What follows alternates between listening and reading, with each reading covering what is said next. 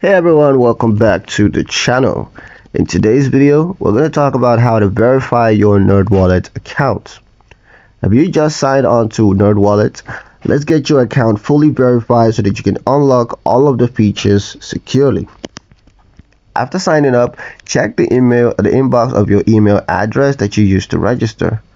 Look for an email from NerdWallet with the subject line "Verify your email address." If you don't see it, you want to make sure you check your spam or promotional folder. Once you find it, open the email and click the Verify Email button within. This will confirm your identity and activate your account. Once verified, log into your NerdWallet and go to your profile icon in the top right corner. Click Settings and then tap Account Verification. If prompted, you may also need to verify your phone number, especially if you want to enable two-factor authentication or to link sensitive financial data.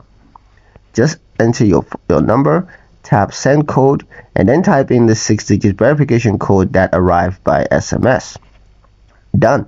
Your NerdWallet account is now verified, giving you access to secure tracking, custom insights, and full dashboard functionality.